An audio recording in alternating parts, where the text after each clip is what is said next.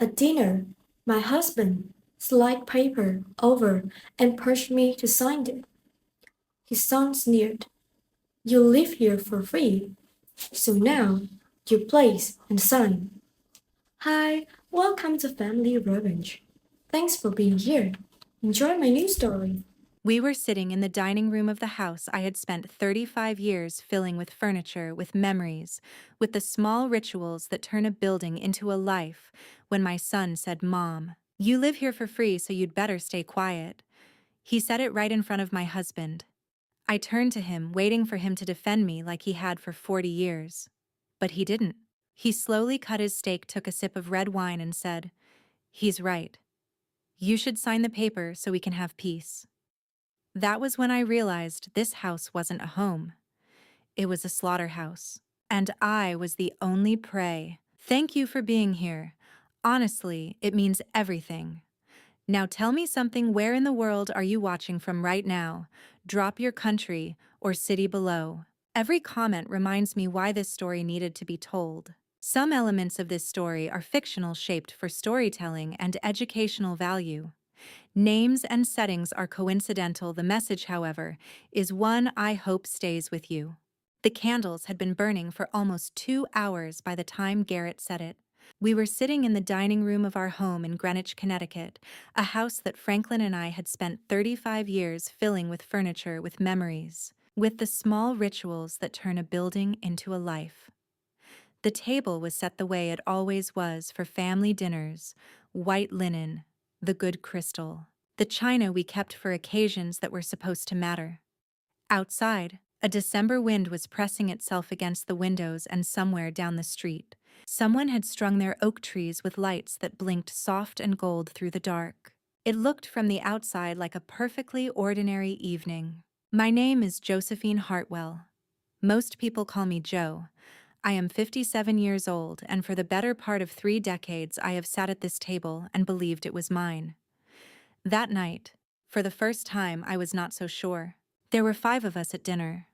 Franklin sat at the head of the table as he always did, 63 years old, silver-haired, with the unhurried confidence of a man who has spent a lifetime believing that rooms naturally arrange themselves around him. He was dressed in a charcoal blazer even for a home dinner. Franklin had never believed in relaxing his standards even at home.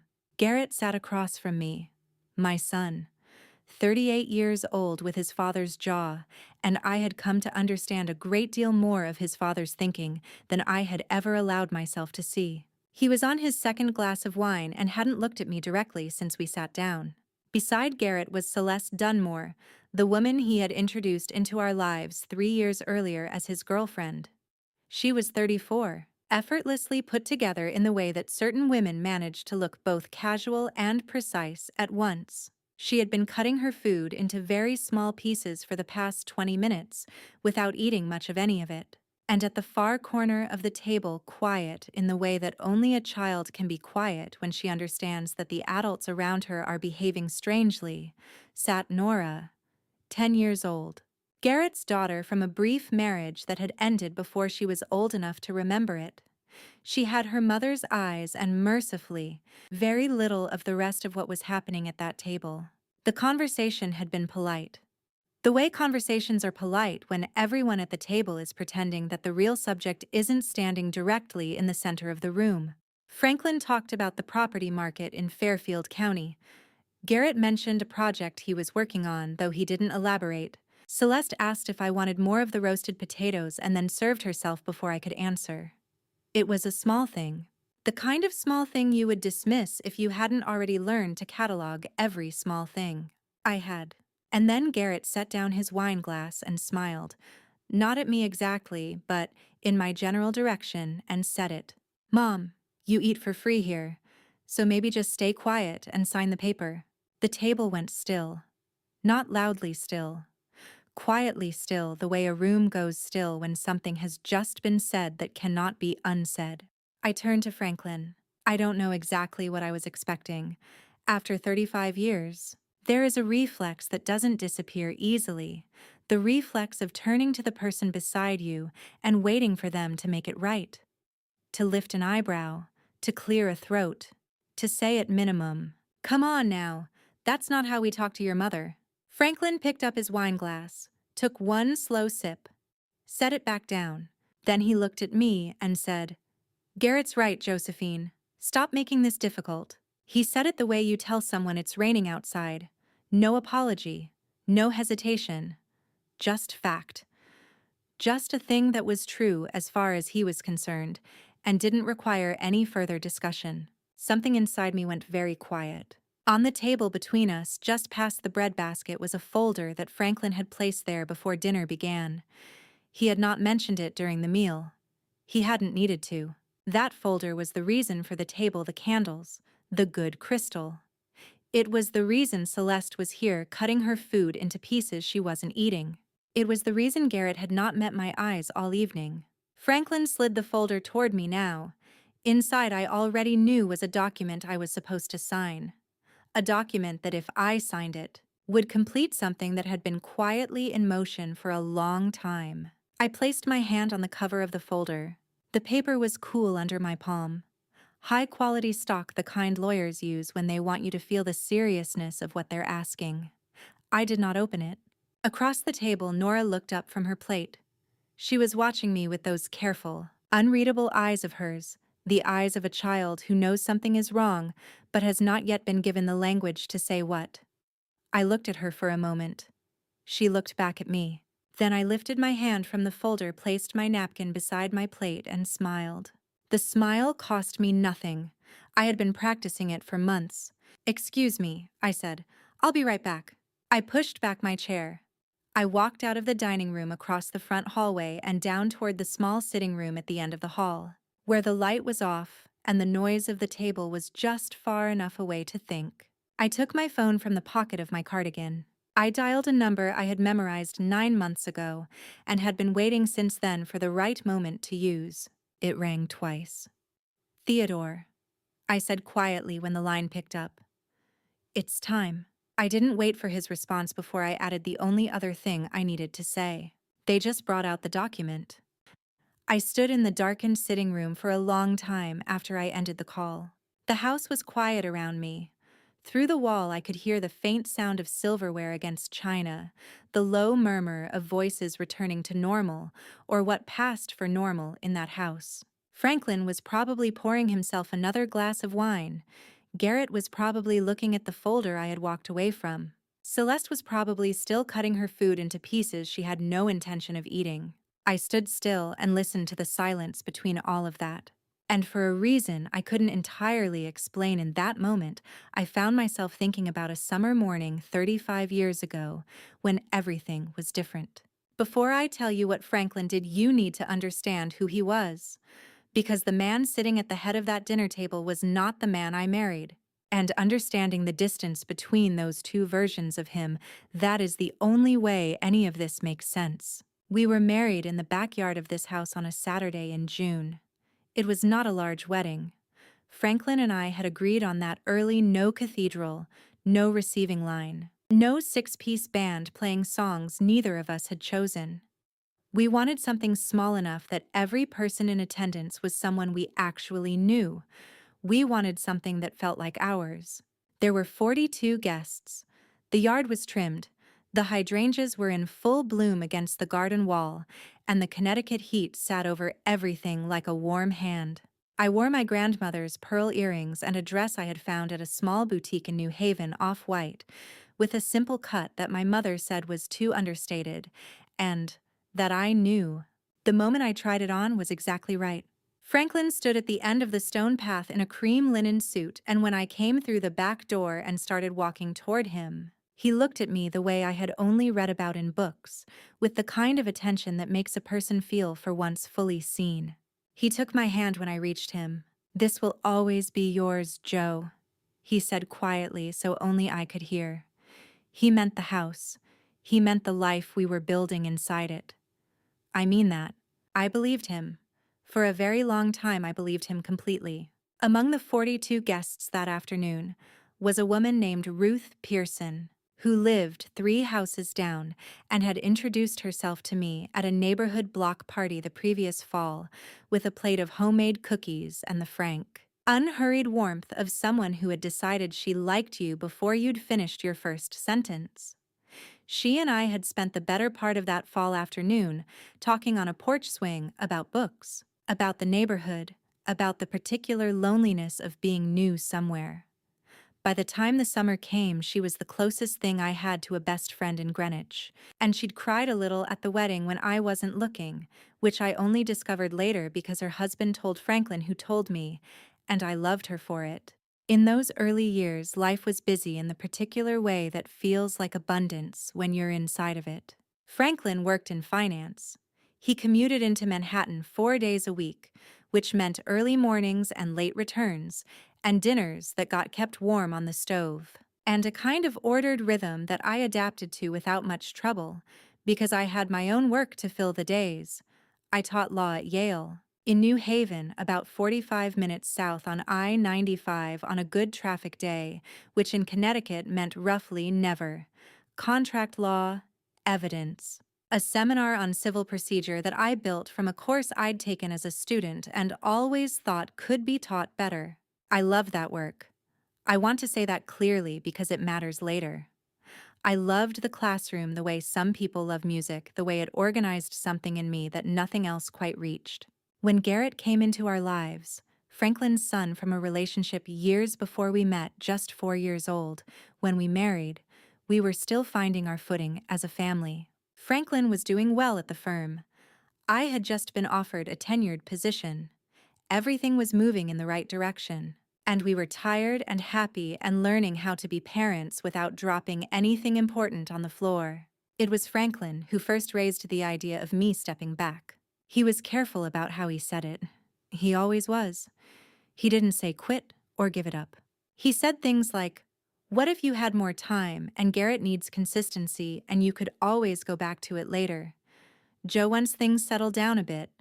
He said it over several months, in different conversations, until it stopped feeling like a suggestion and started feeling like something we had both decided without my fully realizing when the deciding had happened. I chose my family. I have no bitterness about that.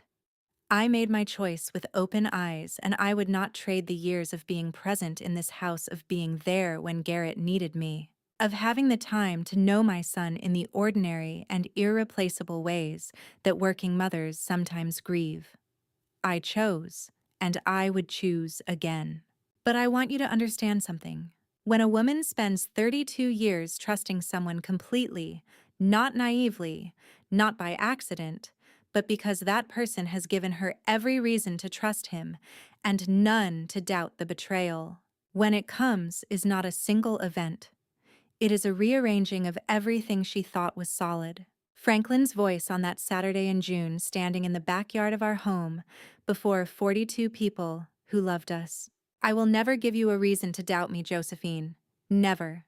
He kept that promise for 32 years. Then one evening, Garrett called to say he was bringing someone home for dinner, someone he wanted us to meet. I remember folding the dish towel I had in my hands and thinking how nice it would be having a younger voice in the house again. I thought it might be good for Franklin, that it might loosen something in him that had grown quiet in recent years. I had no idea what that voice would cost me. That voice arrived on a Friday evening in April 3 years ago, when the dogwoods along the backyard fence were just beginning to open, and the afternoon light was laying itself across the living room floor in that long, particular way it only does in spring. Garrett had called ahead. 2 days' notice, which was more than usual for him. He said he was bringing someone and wanted us all to have dinner. He said it the way young men say things when they're rehearsed at a little careful, but trying not to sound careful. I told him, of course, "Come at 6, I'll make the lamb." I want you to hold this image for a moment, me in the kitchen that afternoon, trimming rosemary, the windows open to let in the April air, thinking that this might be exactly what our house needed. A guest. A reason for Franklin and me to sit at the table talking to someone other than each other. A new voice to fill the spaces that had been growing incrementally quieter over the years, without either of us naming what they were. I was not worried. I was in fact hopeful. Her name was Celeste Dunmore. She was 31 years old. Though she carried herself older than that, with the kind of composure that comes either from exceptional breeding or from many years of careful practice. She was put together in a way that registered before you could identify any single detail: the cut of her jacket, the way her hair sat, the quality of her shoes. Not flashy. Nothing so obvious as that. Just precise. Everything about her was precisely placed. Garrett introduced her at the front door with a smile that I now understand was slightly too wide, the smile of someone performing normalcy rather than feeling it. Franklin shook her hand and said, "What a pleasure." That was the first thing I noticed. Not the words. The words were fine, ordinary, what anyone would say. It was the warmth behind them that caught my attention, a particular ease, a familiarity in his voice that I didn't often hear anymore. Franklin had become over the years a man who reserved his full attention for things that mattered to him professionally. He was courteous in social settings, but the line between courtesy and genuine pleasure had grown easier to identify the longer I had known him. This was genuine pleasure. He poured the wine himself, which he almost never did for guests. He pulled Celeste's chair before Garrett could. He asked her questions about her work with the focused interest of a man who already knew the outline of the answers and was merely enjoying the conversation. I watched all of this from the living room doorway with an expression I had spent decades perfecting. Warm at ease, the face of a woman who is simply glad to have company. Celeste settled into our home that evening the way certain people settle into spaces, not loudly, not by taking up room, but by seeming to belong in a way that is difficult to argue with directly. She and Franklin talked about finance and real estate, and a restaurant that had recently opened in the West Village. And they talked with the smooth efficiency of two people who don't need to search for common ground because it's simply there. I served the lamb. I asked Celeste about her family. She was from Virginia. Originally, she said parents still in Roanoke, no siblings. I asked if she and Garrett had met through work. She smiled and said through mutual friends, and then redirected the conversation so smoothly that it took me a moment to realize the redirection had happened. After dinner, Garrett drifted into the kitchen while I was clearing the first round of plates. He picked up a dish towel the way he used to as a teenager. My son, who could never just stand there while someone else worked, and started drying without being asked. We stood beside each other at the counter for a few minutes, not saying much. It was the most comfortable I had felt all evening. "She seems nice," I said, because a mother learns which questions to leave unasked. Garrett nodded. "She's good people, Mom." He said it with a conviction that I would spend a long time thinking about afterward. Not the words themselves, but what sat underneath them. The particular tone of a man reassuring himself. There was something I didn't know that night. Something that Garrett would not tell me until much later in a different kitchen, under very different circumstances. He would tell me that his father had come to him months before that April dinner, that Franklin had laid out in the calm and methodical way he laid out everything, the arrangement he was proposing. That Celeste was a former colleague who needed to be close to the family. That she would attend dinners, holidays, the ordinary occasions of family life. That Garrett's role was simply to make her presence feel natural. And that in exchange, Franklin would assume the $380,000 in business debt that had been quietly strangling Garrett for 2 years. Debt from a failed investment venture that Garrett had been too proud and too frightened to tell me about. A drowning man, Garrett would say to me later, doesn't evaluate his options. He just grabs. But I didn't know any of that in April. All I knew was what I could see: my son drying dishes beside me and in the other room. My husband laughing at something Celeste had said in a voice I hadn't heard from him in years. The evening wound down pleasantly enough. Around 9 o'clock, I began carrying the remaining plates back to the kitchen. Celeste was helping gather glasses from the coffee table, and she said something to Franklin, something mundane, something forgettable, and in the middle of it, she called him by a name. Not Franklin, something shorter. Something she caught herself on, almost immediately pivoting so quickly that you might have missed it entirely if you hadn't been watching, which I was. "Sorry," she said with a small laugh and a wave of her hand. "Force of habit. My father's name is Franklin, too. It slips out sometimes." Franklin smiled and said it was no trouble at all. I smiled and said it was no trouble at all. Then I went to finish the dishes. That night, lying in the dark with Franklin asleep beside me, I turned the evening over, the way you turn a stone, not looking for anything specific, just looking. I thought about the wine Franklin had poured himself, the chair he had pulled, the name she had almost said, and the way he had looked at her when she wasn't watching, not the way a man looks at his son's girlfriend. Something less recent than that. Something that had been there longer than the evening we had just shared. I filed it away. It would be a while before I understood where to put it. For 2.5 years after that, April dinner life in our house continued in the way life does when something isn't quite right, but you haven't yet gathered the evidence to name it smoothly. Predictably, with a kind of surface quiet that I mistook for longer than I should have for peace. Then came the Wednesday morning in October. I was in the kitchen making oatmeal when the phone rang. Connecticut mornings in late October have a particular quality to them. The light comes in at a low angle. The air carries the smell of wet leaves and wood smoke, and there is a stillness to the neighborhood that feels almost deliberate, like the world is holding something back. I had the radio on low. The oatmeal was just beginning to thicken. Garrett's voice on the other end of the line was different from how it usually sounded. Tighter. Slightly too controlled in the way voices get when the person is managing themselves very carefully. "Mom, it's Dad." He collapsed in the study. "The ambulance is already there." I didn't ask what had happened. I didn't ask how long ago. I didn't finish the sentence that had been forming in my head about whether I'd added enough brown sugar to the oatmeal. I turned off the burner, picked up my keys from the hook by the back door, and drove to Greenwich General. The drive took 11 minutes. I know this because I have never once in my life driven those particular roads in 11 minutes.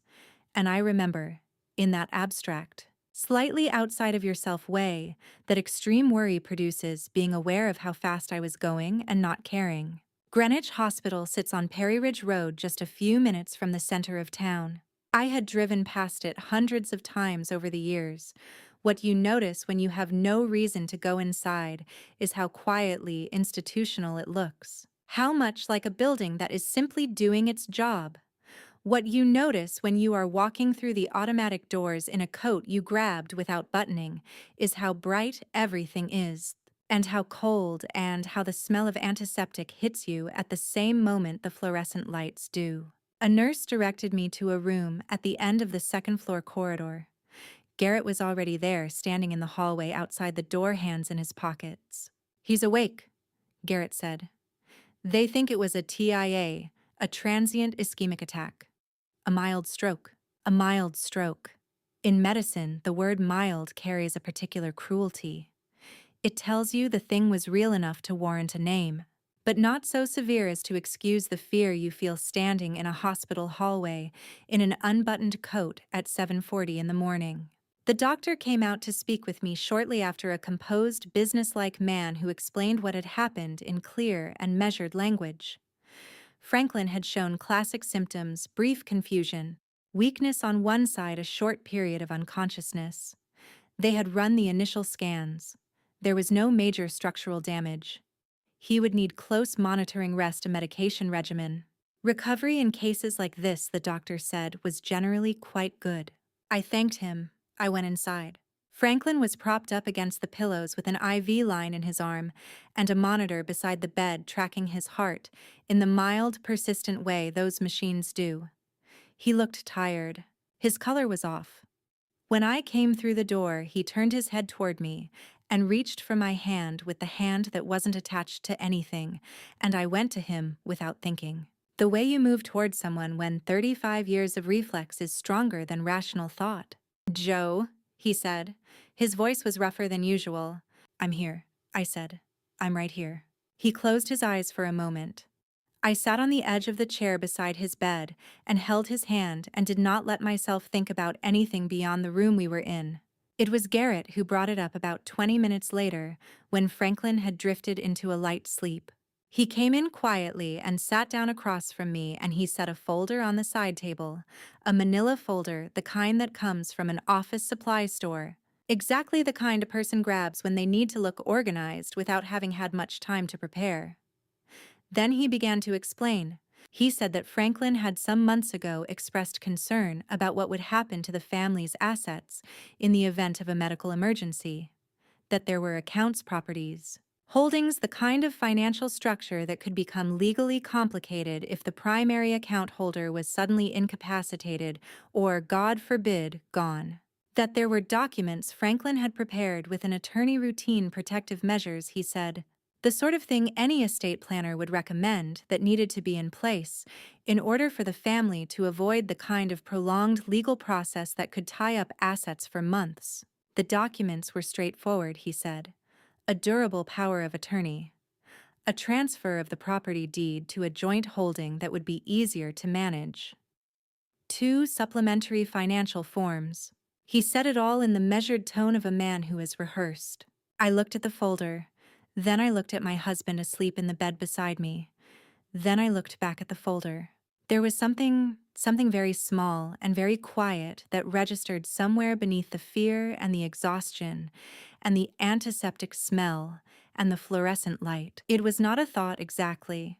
More like a note my mind made without my permission that the folder was already tabbed, already organized. Already precisely marked at each signature line with one of those small removable adhesive arrows that legal offices use to indicate where a client should sign. Garrett had not produced this folder from a briefcase or a car.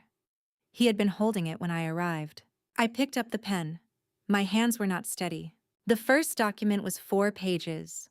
I turned to the signature page because that was where Garrett pointed, and because the room smelled like antiseptic, and Franklin's heart monitor was making its small, persistent sound, and because all I could feel in that moment was the specific terror of potentially losing the person who had been beside me for 35 years. I signed all 4 documents. I want to tell you that I read each one carefully.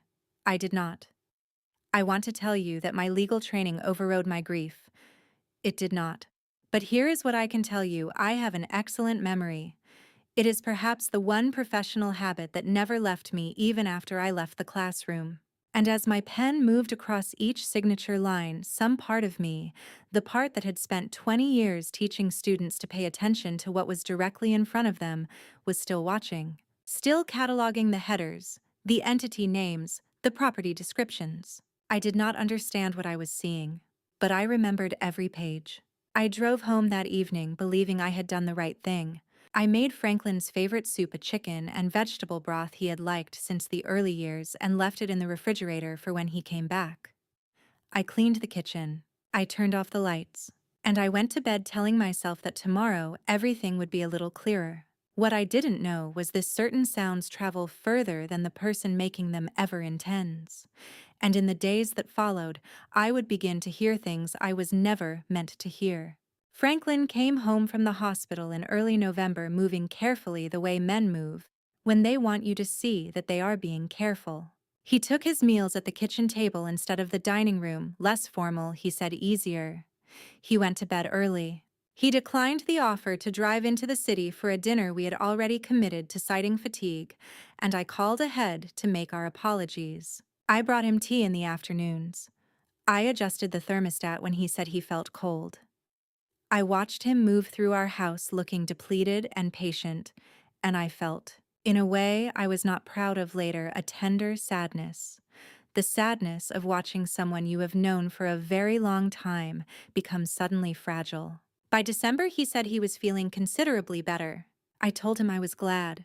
The book I had left in the library was a novel I had been reading in September, before the hospital trip had disrupted the ordinary rhythm of my weeks.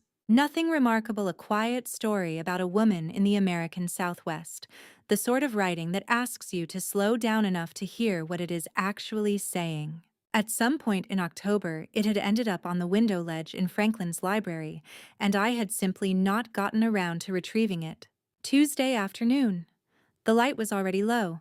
December afternoons in Connecticut don't last long, and by 4 o'clock, the sky outside had gone the particular shade of pewter that signals the day is wrapping up, whether you're ready or not. I had been sorting through some correspondence at the kitchen desk and decided on the way upstairs to stop in and get the book.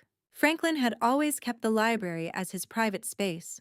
He used to say it the same way he said a few things, with a gentleness that was also a boundary, that a man needed one room that was entirely his own, away from the phone and the noise and the obligations of a shared life. I had respected it the way you respect most of the things said gently but with clear intention. For 35 years, I knocked before entering. That afternoon, the door was already open. Not fully, just slightly ajar, the way a door is when someone expects to be alone and hasn't thought to close it completely. I heard his voice before I pushed it open further. What I noticed first was the quality of it. Not the words, the tone. Franklin, in those weeks since coming home from the hospital, had sounded measured and careful. The voice of someone conserving their energy. What I heard through that partially open door was something entirely different. Easy. Animated. The voice of a man who was in good humor and had no reason to hide it. I stopped moving. The hallway is narrow just there where it turns toward the library, and the afternoon was quiet enough that I could hear with very little effort. I stood with one hand resting against the wall and listened. "She signed everything," Franklin said. A pause. Then, "I told you it would work." The sound that came after that was laughter. Not nervous laughter. Not the careful, controlled sound of a man managing himself in mixed company. Genuine laughter. Full and unguarded. I looked down at my hand on the wall. It was completely still. "Just make sure the timing on the transfer is right," he continued. "In Connecticut, a property deed transfer doesn't become legally final until it's recorded with the town clerk's office." What this meant I would understand more fully later was that the documents I had signed at the hospital hadn't yet been officially filed. They were real, my signatures were real, but the final legal step was still pending. Someone was managing the timing of that step. "We can't afford any mistakes now," Franklin said. Another pause. "Trust me, she has no idea." The book in my hand was still there. I had forgotten I was holding it. I want to describe accurately what happened inside me in that hallway, because I think the accurate description is important. It was not the way grief arrives sudden and flooding. It was more like the moment when you have been looking at a shape in low light and thinking it is one thing, and then the light shifts by some small degree, and you understand it has always been something else. The shape doesn't move. You simply see it correctly. The stroke was not real. The documents were real. The man standing in that library was not recovering from anything. He had never needed to recover.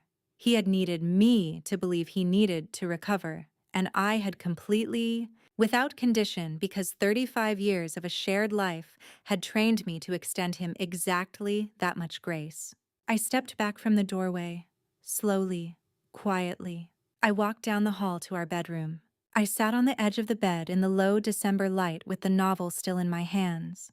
And I did not cry. I want to be clear about that. Because people sometimes assume that a moment like this one, the moment when something you have built your life on is revealed to be false, must involve tears. For some people it might. For me, it did not. What I felt was not grief. Not yet. It was something colder and far more precise. The sensation of a problem that had been formulated incorrectly finally being given its proper terms. He planned this, not in a moment, not on an impulse, over months, possibly longer. The documents, the timing. The calm efficiency of Garrett arriving at the hospital with a tabbed folder, none of that was improvisation. Someone had arranged it deliberately. And that someone was sleeping down the hall from me every night, drinking the tea I brought him, accepting the adjustments to the thermostat. I sat on the edge of the bed for a long time. I am not able to tell you what I felt about Franklin in those minutes, because I am not entirely sure I felt it as an emotion. It was more like a recalibration. 35 years of a particular understanding being slowly and quietly replaced by another one. Then I set the book down on the nightstand. And I began to think about what I was going to do next. The next morning, before Franklin woke up, before the sun had even risen above the trees in the backyard, I was already in the car driving north toward Hartford. There are two kinds of lawyers, the kind you call when trouble finds you, and the kind you keep quietly folded in your back pocket for 30 years just in case. Theodore Marsh was the second kind. I had first met him in 1993, the year I signed my formal teaching contract at Yale. Franklin and I had been married 7 years by then, and I was clear-eyed enough or self-possessed enough. I'm not sure which word is more honest to understand that a woman who taught law needed a lawyer of her own, not because I didn't trust Franklin, because I believed in principle. The first time I ever stood at a lectern at Yale, I told my students that the strongest legal position is the one your opponent doesn't know exists. On that highway heading north that morning, I understood I was doing exactly that. Theodore Marsh's office occupied the third floor of a red brick building in downtown Hartford, the kind of building constructed to last rather than to impress. No oversized sign above the door. No receptionist seated behind a glass partition. Just a small, quiet room, 4 walls lined floor to ceiling with legal texts, and a 72-year-old man who stood when I walked in and shook my hand the way people do when they have nothing left to prove. "Josephine," he said. He was the only person besides my mother who still called me by my full name. I sat down and told him everything, from the beginning. The night Franklin was brought into the hospital, Garrett appearing with his leather bag and a tabbed folder prepared well in advance of any emergency. All the way to that December afternoon in the narrow hallway, the laughter through the half-open door, the words, "I would not forget," no matter how much time passed. Theodore did not interrupt me once. He sat with his hands folded on the desk, his eyes steady, and listened the way a person only learns to listen after decades of hearing stories people never wanted to have to tell. When I stopped, he was quiet for a moment. "The documents you signed at the hospital," he said. His voice was even not reassuring, simply accurate. "We can challenge them." He said it the way he said most things without decoration. Under Connecticut law, any contract executed under fraudulent misrepresentation, meaning one party deliberately created or sustained a false set of circumstances to induce the other party's signature, can be declared void by the court. If we can demonstrate that the medical records were fabricated or manipulated, that constitutes material fraud, we have grounds. I asked how long it would take. He tilted his head slightly. "To achieve full invalidation through the courts, 12 to 18 months. Connecticut Superior Court does not move quickly on complex fraud matters." A pause. "But we don't need to wait for that," he explained. Before anything went before a judge, he could file a lis pendens with the Connecticut Superior Court, a formal legal notice recorded directly with the town clerk's office, declaring that the properties in question were the subject of active legal dispute. Once a lis pendens was on record, Franklin could not sell mortgage or transfer any of the listed properties until the court issued a final ruling. Not because he wouldn't want to, because legally, no buyer or lender could take on a property under lis pendens without assuming serious legal exposure of their own. The entire transfer structure Franklin had spent months carefully arranging would be frozen in place immediately and without warning. And while the court works through that, Theodore continued, his tone unchanged. "We protect what he doesn't know about." I looked at him. "Is there anything in your name, your own assets, that Franklin has no knowledge of?" he asked. I told him yes. 20 years of teaching at Yale. A full professor's salary accumulated across 2 decades, not $1 of which had ever been deposited into a joint account. I had kept a separate account from before we were married, held under my maiden name Josephine Crawford, and I had never closed it. Not because I had planned for a day like this one, but because there are things a woman learns not from legal textbooks, but from paying close attention to the world around her. A man who needs to control things tends to assume he has already controlled everything. That assumption is always his greatest vulnerability. Franklin had never known about that account. He had never asked. He had never needed to ask, because in the version of the world he had constructed for himself, I was a component of his life, not a person with one of my own. Theodore listened. Then he opened a drawer and placed a document on the desk between us. An irrevocable trust. Once assets are transferred into this legal structure, the person who establishes it formally relinquishes ownership. The assets no longer belong to Josephine Crawford or Josephine Hartwell. In any legal sense, they belong to the trust itself, governed by its stated terms and designated beneficiaries, and protected entirely from any matrimonial dispute. $1,750,000 from the Josephine Crawford account, built across 20 years of standing at a lectern, would be placed somewhere Franklin could not reach, and no attorney he retained could touch. Theodore set the trust document on the desk and turned it slowly toward me. "This spy," he said, "he cannot touch. Not now, not ever." I looked down at the page.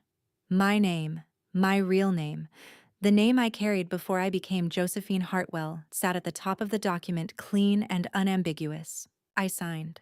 Franklin had always managed our finances. I had always let him. I told myself it was because I trusted him. That was the comfortable version, the one I had been living inside for longer than I care to admit. The truth. The version I had been too settled to examine was simpler and less flattering. I had simply stopped paying attention. Theodore had been direct about it when I sat across from him in that Hartford office. "Start paying attention, Joe. Money will tell you things that people won't." 2 o'clock in the morning, February 2024. Franklin was asleep down the hall, his breathing slow and even entirely undisturbed. The bedroom was dark except for the pale rectangle of light from my laptop screen, which I had angled away from the door out of habit. I had been sitting there for 40 minutes, working up to something I had not done in years. The first lesson I ever taught at Yale, the very first one. Before I had learned to read a room or pace a lecture, I told a group of first-year students that if you wanted to understand what was actually happening in any situation, legal or otherwise, you followed the money, that it would tell you everything a person had chosen not to say out loud. I had believed it then as an intellectual principle. I believed it now in a way that had nothing intellectual about it. Franklin kept the household accounts through a joint checking profile we had opened together in 1991. Over the years, he had added sub-accounts, investment-linked, he said, easier for tracking purposes. I had my own login credentials from when the account was first opened, and had used them occasionally in the early years before the rhythm of our marriage made it simpler to leave the finances to him entirely. The credentials still worked. I had confirmed that quietly 3 weeks earlier without looking at anything. Tonight I was looking. I typed in the password for the secondary account, the one Franklin had opened 8 years ago and described when I asked as a liquidity buffer. A holding account, he had said, useful for timing certain transfers. I had nodded and not thought about it again. The password field sat empty and blinking. I thought about what I knew about Franklin's habits, the small private consistencies that accumulate in a long marriage, whether you are cataloging them or not. I typed in Garrett's date of birth. The account opened. I sat for a moment without moving. Then I began to read. The transaction history went back 4 years. For the first several months, it was unremarkable, standard-looking transfers, quarterly movements between accounts. The kind of activity that would register as background noise to anyone who wasn't looking for a pattern.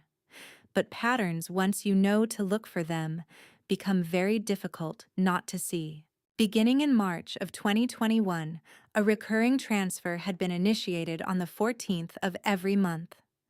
The amount was identical each time, $18,500. The entries were logged simply as scheduled transfer external account. No payee name in the visible field, no memo, just the figure repeating with the regularity of a utility bill. 38 months of transfers. I did the arithmetic without reaching for a pen. $703,000. I picked up my phone and called Theodore. It was late. I knew it was late. He answered on the 4th ring, his voice carrying the particular quality of someone who had not been fully asleep. "Talk to me," he said. He had always worked this way with clients he had known long enough, no preamble, no ceremony. I told him what I was looking at. He was quiet for a moment, Same amount, same date every month for over 3 years, he said. That's not a business expense. That's not an investment vehicle. That's a structured payment. A pause. Do you have a payee name? I told him the external account field wasn't displaying one. He told me to look for a linked document. Most banking platforms attached a wire instruction, or ACH authorization form, when an external recurring transfer was first established. I would need to find the original setup record. I navigated through 3 submenus before I found it. A PDF, dated February 2021. A standard ACH authorization form. The kind a bank generates when you establish an automatic recurring transfer to an outside account. The document was 2 pages. I opened it and scrolled to the second page, where the payee information was recorded in a plain, unformatted table. The name was there. Payee C. Dunmore, 54th Street, apartment 1402, New York, NY. I read it twice. Then I said it aloud quietly just to hear it exist in the room. I told Theodore. He asked me to spell it. I did. He said he would run it in the morning. There were public record databases, property filings, corporate registrations. A name and a Manhattan address was enough to start. After I hung up, I sat in the dark for a long time with the screen still open in front of me. C. Dunmore. I had seen that name before. I had heard it spoken in a context I couldn't immediately place, but that was already trying to surface. The way things do at 2 in the morning when the house is quiet and there is nothing to distract you from your own memory. I had the name. I had the address. But I needed one more thing before I would allow myself to be certain. I needed to see it with my own eyes. Nora loved to talk. She had always been that way. She would settle onto the stool at the kitchen counter, the one closest to the window. The one she had claimed as hers since she was old enough to climb up without help, and recount her entire day with the particular thoroughness that only a 10-year-old possesses. Every detail carried equal weight. Every story was told with complete confidence that the listener wanted to hear all of it. Most of the time, it was simply the best sound in the house. On a Thursday afternoon in April, it became the most important thing anyone had said to me in months. I was slicing fruit at the counter while she talked, half listening in the easy way of a parent who has learned to track 2 conversations at once, the one happening out loud and the one happening in their own head. She had moved from a disagreement at lunch to a spelling test she was confident she had passed, and I was following both threads without much effort when she shifted without pause or transition to something else entirely. Dad took me to see that lady in the city last weekend, she said. The one with the really tall apartment. I set the knife down. I did it slowly, the way you move when you want your hands to stay steady. Which lady is that? I asked. My voice came out even. I was grateful for that. Nora was already moving on to describing the elevator. It was the kind with mirrored walls, she said, and the buttons went all the way up to the 20s. She had pressed 14 herself. The hallway on that floor was very quiet and had a long carpet that went all the way to the end.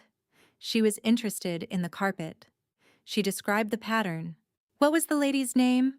I asked. Still even. Still fine. Nora thought for a moment. Celeste, she said easily, the way children say names they have heard adults use. She has really big windows. You can see the park from her living room. Like, the whole park. She reached for a piece of apple. The conversation moved on. I let it move on.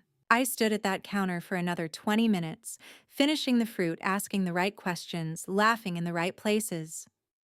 When Nora went upstairs to change out of her school clothes, I stood at the sink and ran the water cold and held my wrists under it for a moment. An old habit from law school. From the years before, I had learned better ways to keep myself from unraveling at inconvenient times. Celeste, 14th floor, Central Park View. I had the name. I had the address. I had told myself 2 months ago in the dark of my bedroom that I needed to see it with my own eyes before I would allow myself to be certain. I had been waiting for something to close the last remaining distance. Nora had just closed it. I drove into the city that evening alone.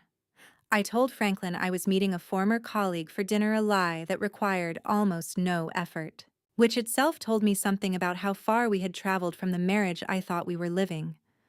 He nodded from behind his newspaper and told me to drive safe. I said I would. The building on 54th Street was the kind of midtown Manhattan high-rise that doesn't announce itself because it doesn't need to. Dark glass, a canopied entrance, a doorman stationed behind glass doors. I pulled up across the street and cut the engine. The lobby was visible through the front facade, wide panes of glass that turned the interior into something half-public, a lit stage for anyone patient enough to watch. I watched. I did not know how long I would need to wait. I had brought nothing with me, no book, no coffee, nothing that would have made the waiting feel considered or planned. The city moved around the car the way it always does, indifferent and continuous, and I sat inside it and kept my eyes on the lobby. 40 minutes. Then the elevator doors on the far left side of the lobby opened and Franklin stepped out. He was not alone. The woman beside him was perhaps 15 years younger than I was, composed, unhurried. The kind of person who moves through a room as though the room has been arranged for her convenience. She was saying something. Franklin was listening with his full attention, turned slightly toward her, and as they crossed the lobby together, his hand found hers with the ease of something practiced, something that had become reflex. He was looking at her the way he had looked at me in the early years of our marriage, not with the careful attention of a man performing devotion, but with the unguarded look of a man who is exactly where he wants to be. The look of a man who is in every sense that matters at home. I did not move. I watched them pass through the lobby and out through the canopied entrance. A car was waiting. Franklin opened the door for her, a small gesture, the kind that becomes invisible in a long marriage and apparently becomes visible again in a new one. The car pulled away from the curb and disappeared into the traffic heading west. The lobby was empty again. The elevator doors closed.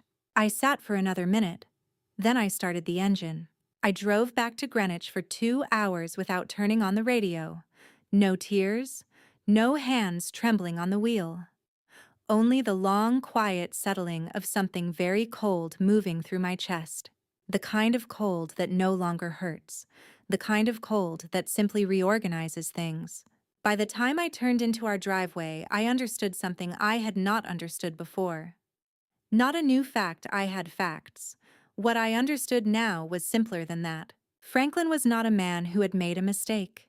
He was not a man who had drifted and lost his way, and might with enough time and enough grace find his way back. He was a man who had built a second life with the same deliberateness he brought to everything, furnished it carefully, and considered it worth protecting at my expense. And apparently at our granddaughter's expense as well, since he had brought Nora into it without a second thought. I pulled into the garage and sat in the dark for a moment before going inside. Franklin's car was already in the driveway. He had beaten me home. Through the kitchen window I could see the light was on. I picked up my bag. I got out of the car. I went inside. That same evening, when the dark had settled fully over the yard, and Franklin had retreated to his study and the house had folded into its familiar quiet, I slipped out through the side door and walked across the grass to Ruth Pearson's kitchen. There are things you cannot say inside your own house when that house no longer feels safe. That is what neighbors are for, the ones who have known you long enough to understand what you are not saying.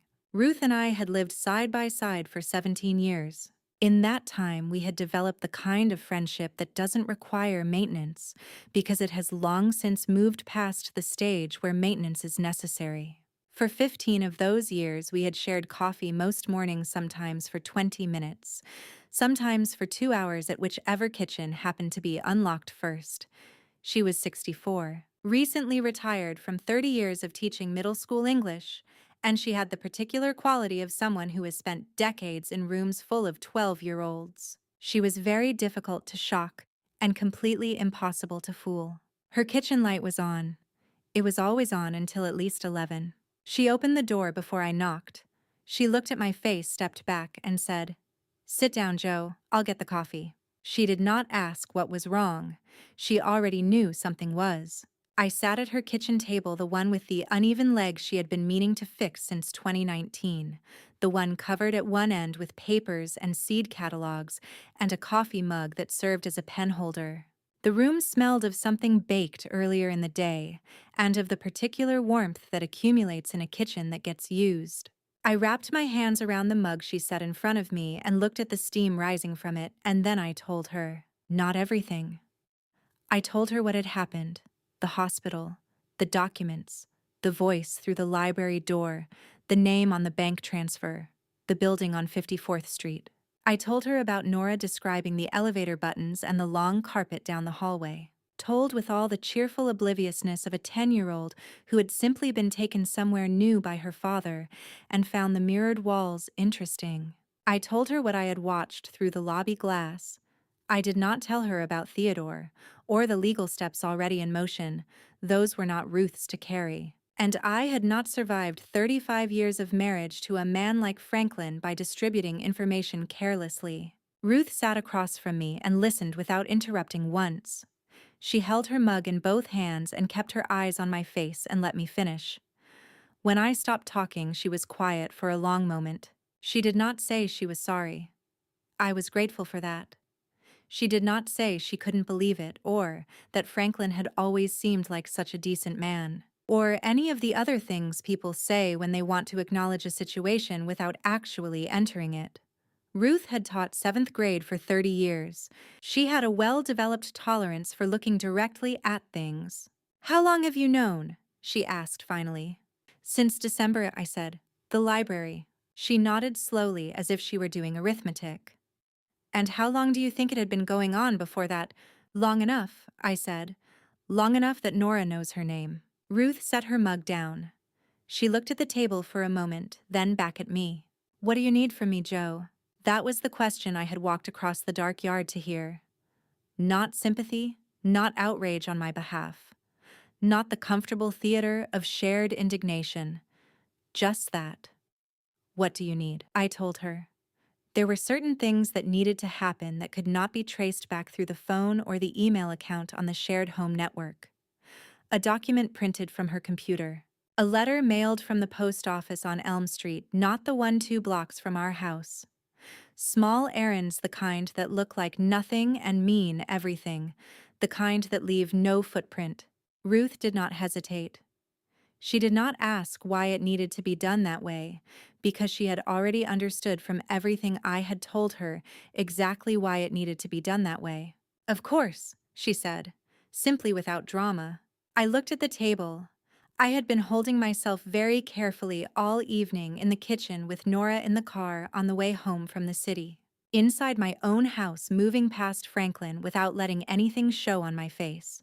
Sitting in Ruth's kitchen, with the warm light and the uneven table and the smell of whatever she had baked that afternoon, something in my posture shifted by a small degree. Ruth reached across the table and put her hand over mine. "You have been teaching law for 20 years, Josephine," she said. "You already know exactly what you need to do. You just needed someone to say it out loud first." I looked at her. She was right. I had known since December, perhaps earlier, perhaps since the moment I stood in the hallway and heard the quality of Franklin's laughter and understood what it meant. What I had been moving around in the months since then was not a question of knowledge. It was not even a question of strategy. It was a different question entirely. The one I had not been able to name at the kitchen counter that afternoon, or in the car, on the drive home, or anywhere in the hours between.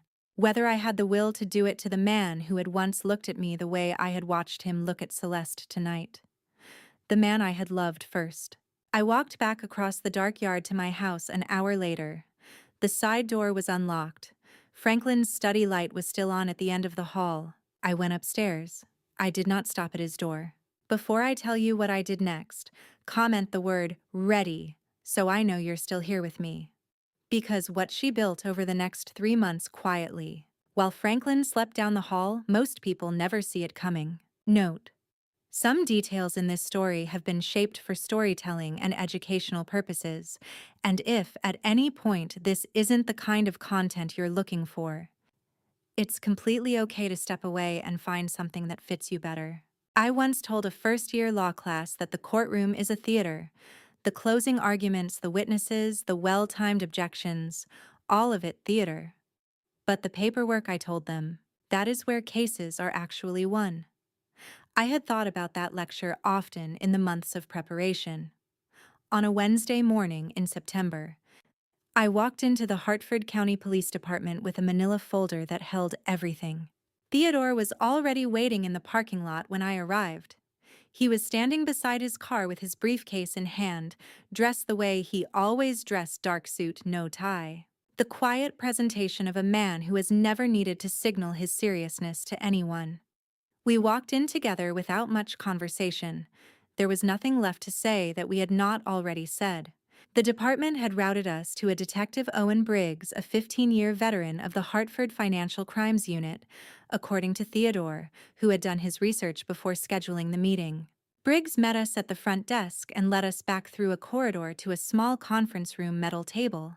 4 chairs, fluorescent lighting that made everyone look slightly unwell. He was in his mid-40s, compact, and unhurried, with the manner of someone who had spent enough years listening to complicated stories that he had long since stopped being surprised by them. He poured coffee without asking if we wanted it, and set the cups on the table and sat down across from us. "Walk me through it," he said. I opened the folder. I had organized it the way I organized everything chronologically, with a 1-page summary at the front that laid out the chain of events in plain language before the supporting documents began. Theodore had reviewed it 3 times. I had reviewed it more than that. I started with the hospital.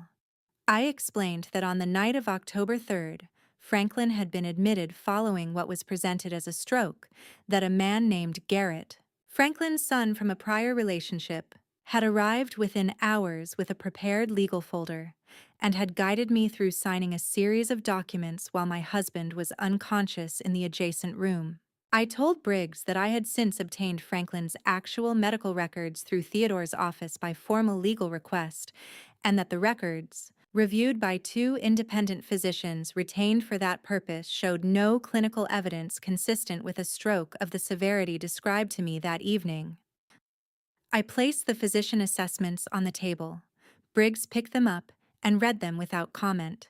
I then gave my sworn account of what I had heard on the December afternoon in the library hallway, not a recording because I had not recorded it, but a written statement I had prepared and signed before a notary, attesting to exactly what I had heard word for word in a house where I had every legal right to be present. Theodore had been clear on this point in Connecticut. A witness's sworn testimony about a conversation they personally overheard in their own residence is entirely admissible. I did not need a recording. I needed precision, and I had been precise. Then, the financial documents. 38 months of recurring transfers, $18,500 on the 14th of every month. From a sub-account Franklin had described to me as a liquidity buffer, routed to an external account registered to C. Dunmore, at an address on 54th Street in Manhattan. I placed the ACH authorization form on the table beside the transaction history. $703,000 documented to the cent. Briggs set his coffee cup down and looked at the stack of paper in front of him. He did not look overwhelmed. He looked methodical. "The lis pendens," Theodore said, "filed December 2023 with the Connecticut Superior Court. All subject properties are currently frozen." Briggs nodded. He had already pulled it. "I saw it this morning," he said. I slid the final document across the table. Separately, I said, "I have filed a report with the IRS whistleblower office. Franklin's returns for the past 6 years show no declaration of the transferred funds as income or gift. At the applicable tax rate, the estimated liability is in the range of $340,000. The IRS has confirmed receipt of the report and assigned it a case number." Under the IRS whistleblower program, any individual can formally report suspected federal tax evasion. The agency investigates independently, and the filing itself creates a parallel federal record entirely outside the state proceeding. I had understood when I filed it that this was not just about money. It was about building walls from every direction at once. Briggs looked at the document for a moment. Then he looked at me. Whoever put this together knew exactly what they were doing, Mrs. Harlow, he said. I have been teaching evidence law for 2 decades, Detective Massai, I said. I know what holds up in court. He held my gaze for a moment, then looked back at the folder. I'm going to need to keep all of this, he said. I'll open a formal file this afternoon. Financial crimes, possible fraud, potential coordination with the IRS on the tax matter. He paused. This is going to take some time to move through the system.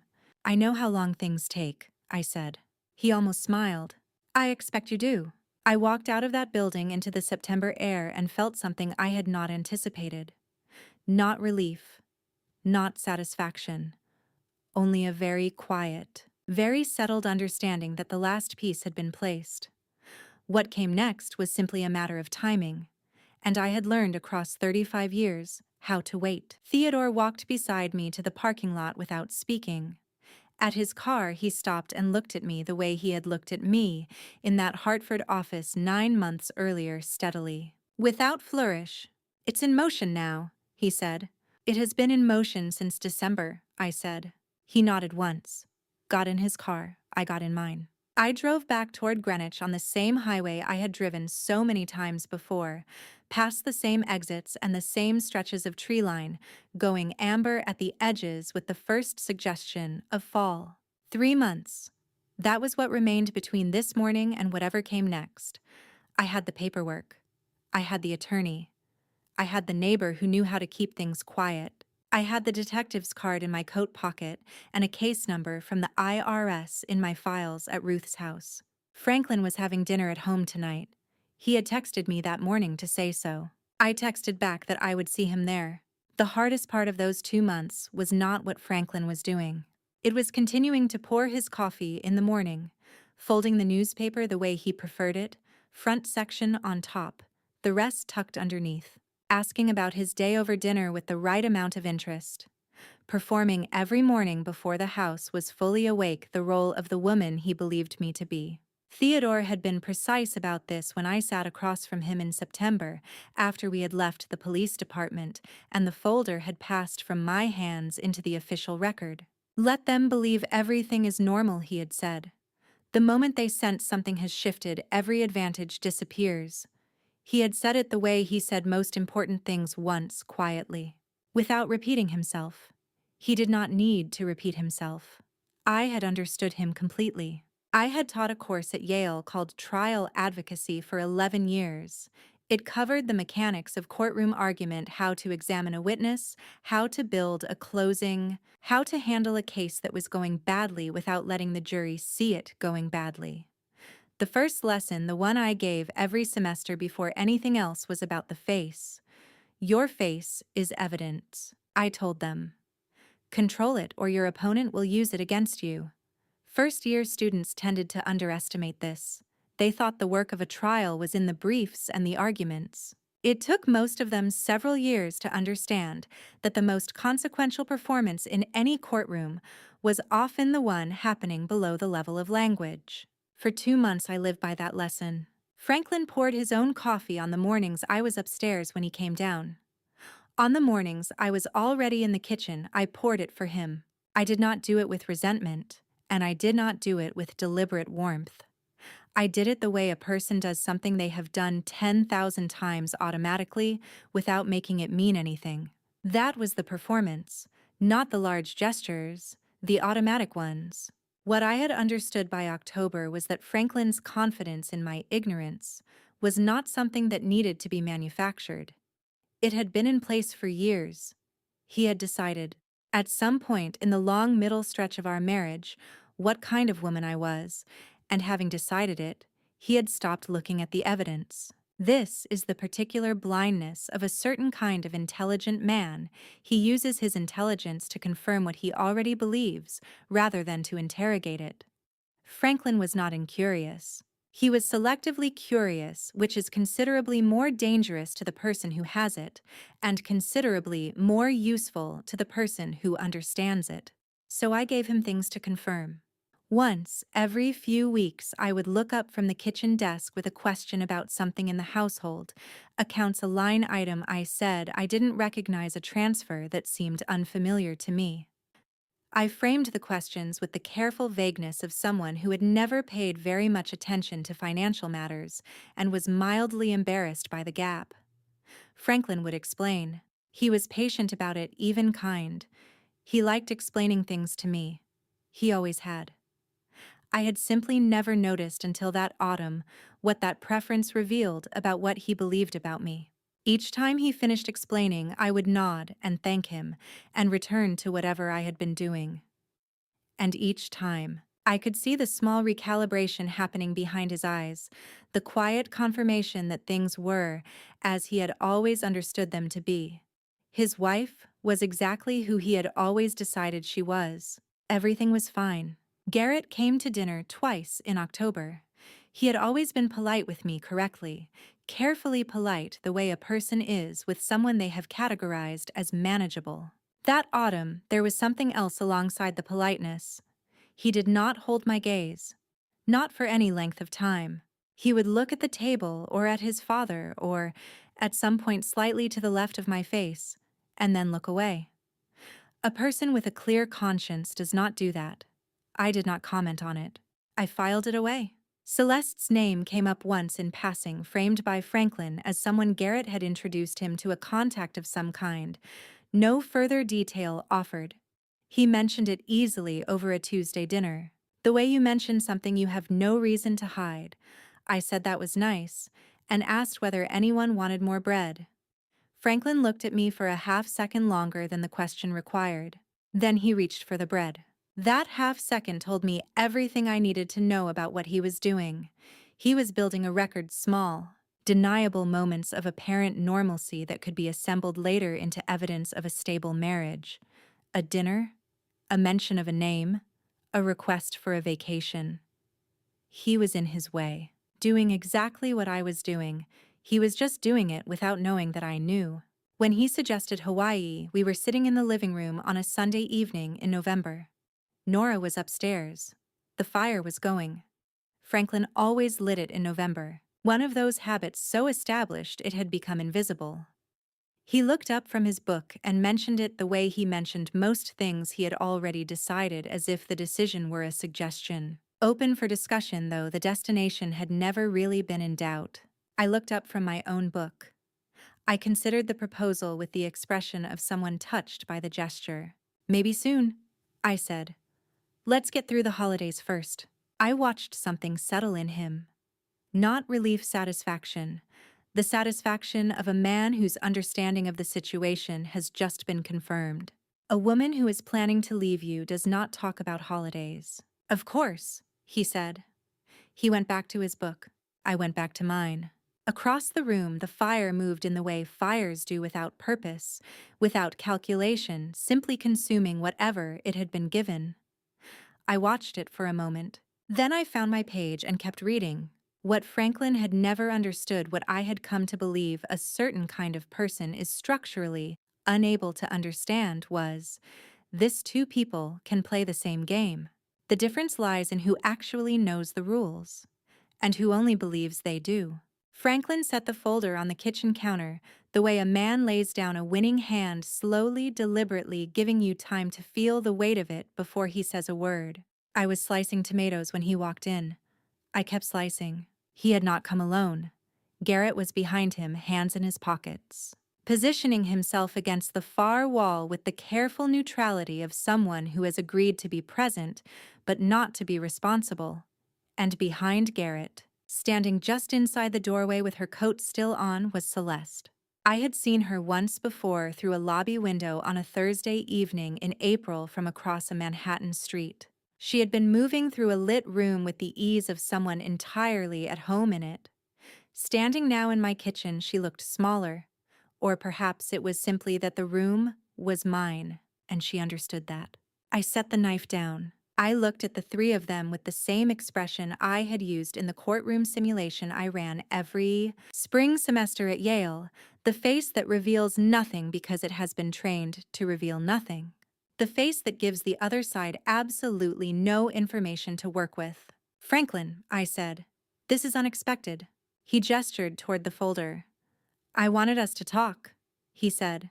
All of us. Together. I looked at the folder. Cream-colored plain, the same kind Garrett had brought to the hospital 14 months ago. Different contents this time. The same intention. Franklin began speaking with the measured calm of a man who has rehearsed. He said that he and Garrett had been noticing some things over the past several months. Small things, he was quick to add. Nothing alarming on its own, but taken together something that warranted attention. He said that my memory had seemed inconsistent to him lately, that there had been moments of confusion that concerned him. He said all of this in the careful, gentle register of someone conveying a medical concern.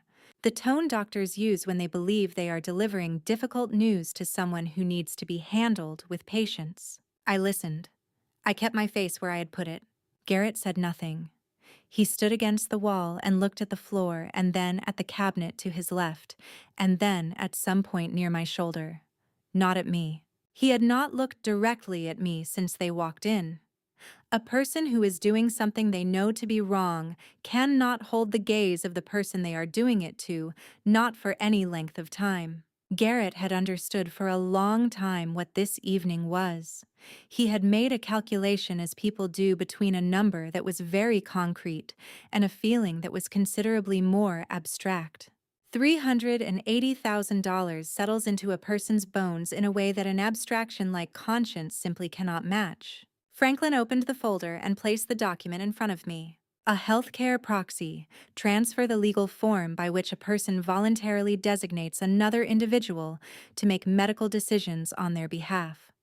Combined, I knew, with a petition for cognitive assessment that Theodore had quietly confirmed was already being prepared for filing in Connecticut probate court. The proxy form itself was legal enough. The combination of the two was the mechanism assigned proxy in Franklin's name, supported by a physician's assessment prepared by a doctor whose name I had first seen on paperwork in October, whose practice had received a very substantial payment from an account I recognized from 38 months of transaction records. "Joe," Franklin said. He used the gentle voice, the one I had heard directed at me for 35 years and at Celeste, through a lobby window on a Thursday evening in April. "You're getting older. Your memory isn't what it was. We just want to make sure you're being cared for somewhere quiet, somewhere peaceful." I looked at the document. The language was standard. The signature line was at the bottom of the second page. There was a pen placed beside it, uncapped the way you leave a pen when you expect it to be used. I looked up. Franklin was watching me with the expression of a man who has already decided how this ends. Not impatient, not nervous. Simply settled, the expression of someone for whom the outcome of the next few minutes has never seriously been in question. He believed that. He had been given every reason to believe it. Celeste had not moved from the doorway. She had not spoken. She was watching the scene with the quiet attention of someone present as a witness, which I suspected was precisely what she was intended to be. I looked at the three of them standing in my kitchen, the man I had married, the son I had raised, the woman who had helped dismantle everything I had spent a life building, and I thought one thing, with complete clarity, with the particular stillness that had been settling into me since December. We are almost there. We are very nearly there. I did not pick up the pen. "It's been a long day," I said. "Let me look at this over the weekend." Franklin's expression shifted by a small controlled degree, not enough to be called disappointment, not enough to be called surprise. He nodded once. He picked up the folder, left the document on the counter, and said they would talk again soon. He said it pleasantly. Garrett moved toward the door without looking at me. Celeste followed. Franklin paused at the kitchen entrance and turned back briefly, with the look of a man checking something he expects to be in order. Everything was in order. He was sure of it. I waited until I heard the front door close. Then I turned back to the counter. The document was still there beside the cutting board, and the tomatoes I had been slicing when they walked in. I picked up the knife. I finished what I had been doing. Before I reveal what Joe pulled out of that apron pocket and what Franklin's face looked like when she did comment, I knew it. Or, I didn't see that coming, right now. Because after 35 years, one December evening, everything Franklin thought he controlled walked right out of his hands. Note: parts of this story include fictional elements crafted for educational and entertainment purposes. If this type of content isn't for you, you're welcome to step away now and choose something that suits you better. People say the best revenge is living well. I used to believe that. It was a satisfying thing to believe, clean, philosophical, the kind of wisdom that fits neatly on a page and asks nothing difficult of you. Standing in that December kitchen, I understood something different. Sometimes the most powerful thing a person can do is simply tell the truth clearly, completely, and at exactly the right moment.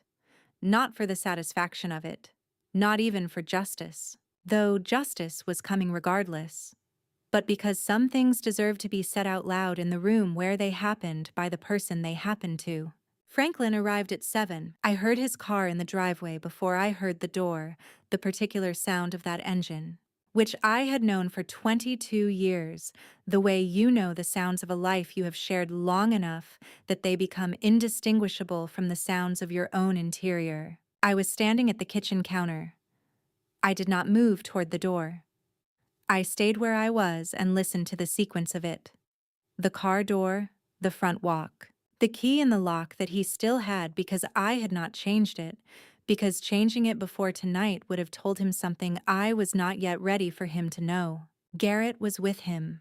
Celeste was with him. They came through the front door the way they had come 2 weeks before Franklin first, with the ease of a man entering a space he considers already his. Garrett behind him with his hands in his pockets, Celeste last still wearing her coat. She had not taken it off the last time either. I had noticed that then, and I noticed it again now, the coat of a person who has not decided yet whether they are staying. I was standing at the kitchen counter. The same room. The overhead light was on the same light that had been on the night Franklin came home from the hospital 14 months ago. The night Garrett had arrived with his leather bag and his tabbed folder and his careful, solicitous manner. Everything in this kitchen looked the same as it had always looked. That was the point. I had made sure of it. I had cooked nothing this evening, but I had been in the kitchen for the better part of an hour, and the room was warm, and I was where I needed to be. Franklin set the folder on the counter. Same folder. The cream-colored one, plain and deliberate, the kind chosen to look official, without looking threatening. Same document inside it. I assumed the healthcare proxy, the first step toward the probate court petition that Theodore had confirmed, was already drafted and sitting in a filing queue. Franklin had left it with me 2 weeks ago as a courtesy, framed as consideration and invitation to take her time. He had come back tonight to collect the signature. He had always intended to come back. The leaving of it had been theater, and I had let him perform it without comment. Joe? The gentle voice. The one I had heard for 35 years directed at me across dinner tables and hospital rooms and the narrow hallway outside a library door. Have you had a chance to look it over? I have, I said. I picked up the pen from the counter. Franklin's posture shifted almost imperceptibly, the way a person's body responds to the relief of something they had been tensing against. A millimeter of relaxation in the shoulders. The beginning of a breath let out. He watched me hold the pen with the expression of a man who has already begun calculating the next step, because this step from where he was standing was already completed. I looked at the document for a long moment. Long enough that the silence in the room acquired a texture. Long enough that I could feel without looking up. The attention of all three of them fixed on the pen in my hand. Then I set the pen down. I reached into the pocket of my apron. What I placed on the counter between us was a small device, compact, matte black, unremarkable in the way of things designed not to draw the eye. I had been carrying it since 6 o'clock that evening. Detective Briggs had handed it to me himself 3 days earlier, sitting across from me in the same Hartford conference room where we had first met in September after the court order had come through. After a judge had reviewed the affidavit Theodore submitted and authorized what the law calls consensual monitoring, a recording made with the knowledge and cooperation of one party, under law enforcement supervision with full judicial authorization. Its feed had been transmitting in real time to a secure server at the Hartford County Police Department since the moment I walked into my own kitchen that evening. Every word spoken in this room, every word spoken since 7 o'clock, had been received time-stamped and recorded under complete legal authority. I had taught evidence law for 20 years. The first thing I told every class before the casebooks were opened before the semester had properly begun was this: evidence is everything. Without it, you have nothing but words. With it, you control the room. I looked at Franklin. You forgot something, I said. My voice was even. I had no difficulty keeping it even, not because I felt nothing, but because I had spent 20 years teaching people how to stand in a room full of pressure and speak clearly anyway, and I had learned the lesson the same way I had taught it, by practice, and by necessity, and by understanding that the words matter more than what is happening inside you while you say them. Before I was your wife, I was a law professor. I know what financial elder abuse looks like under Connecticut statute. I know what fabricated medical records look like when they've been reviewed by 2 independent physicians. I know what a fraudulently induced signature looks like, what it requires to be established, what it requires to be overturned, and I know better than anyone standing in this room that I never signed a single document that legally transferred ownership of anything. I let that land the way you let a fact land when you want it to stay where it falls. The paperwork you've been holding is unrecorded. The deed transfers were never filed with the town clerk's office, which means they were never legally completed. Under Connecticut law, an unrecorded deed transfer conveys nothing. A lis pendens has been on record with the Connecticut Superior Court since December of last year. Placed there the morning after I stood in the hallway outside your library and heard you tell someone on the phone that I had no idea what was happening. I paused. Every significant asset has been protected for the past 12 months. The only name with legal control over that protection is mine. The room was very quiet. The refrigerator made the small sound it made every 20 minutes or so, settling a hum. I had never noticed it before. I noticed it now because everything else had gone completely still. Franklin's face did not collapse all at once. That was not how it happened. It changed in sequence. First, the particular stillness of a man who has heard something that does not fit the map he has been navigating by then, the rapid, almost visible process of recalculation, the checking and rechecking of the architecture he believed was in place. And then, underneath the recalculation, something else. Something I did not have a name for and chose not to try to name, because it was not mine to interpret, and it was not the point of what was happening. Garrett had taken a step back without seeming to realize he had done it. He was looking at the floor with the fixed, concentrated attention of a man who has understood in the space of 30 seconds that the ground beneath him is not what he believed it to be. He had made a calculation months ago between a number that was very concrete and a principle that was considerably more abstract. $380,000 had seemed at the time like the more urgent thing. Standing in my kitchen on that December evening, I think he was beginning to understand the full cost of that arithmetic. Celeste had not moved from the position she had taken near the door. She said nothing. She had not said anything since they arrived, which I had noted with the part of my attention that continues to observe even when everything else is occupied. Her expression as I looked at her now was the expression of a woman who has already begun to think about what comes next, the calculation of distance, of options, of what can still be managed. She was, I thought, considerably more intelligent than the situation she was standing in. I looked back at Franklin. He was looking at me. I had thought in the weeks of preparation about what it would feel like to stand here. I had not been able to predict it accurately. What I had imagined was something cleaner, a clarity that arrived complete like a door opening into a lit room. What I actually felt was more layered than that. There was the clarity. But underneath it was something older and more complicated, the residue of 35 years of a life that had been real, even if the foundations of it had not been what I believed. I did not push that away. I let it be there in its proper proportion alongside everything else. The device has been transmitting since I walked into this kitchen, I said. Everything said in this room tonight is on record. The front door opened. Detective Owen Briggs came through first. He was wearing his coat, no tie. The same contained and unhurried manner he had brought to every interaction we had had since September. The manner of a man who has seen enough that very little surprises him, and who considers surprise in any case an inefficient use of attention. 2 uniformed officers followed him into the hallway. Through the kitchen window, I could see the red and blue of the cruiser lights moving in slow rotation across the front of the house, across the dark lawn.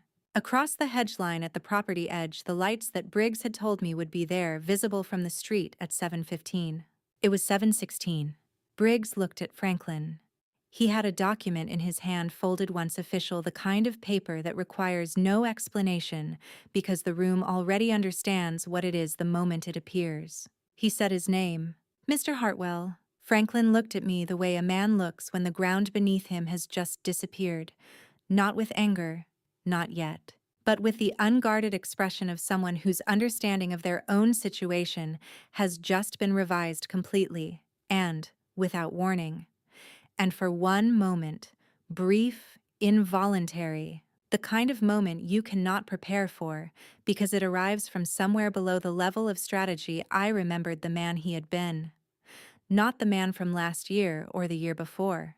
The man from before all of it. The one who had looked at me 35 years ago the way I had watched him look at Celeste through a lobby window on a Thursday evening in April.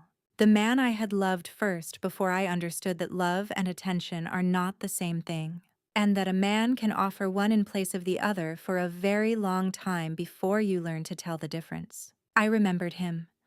I let myself remember him for exactly as long as that moment lasted. Then Detective Briggs said his name again, and that moment passed.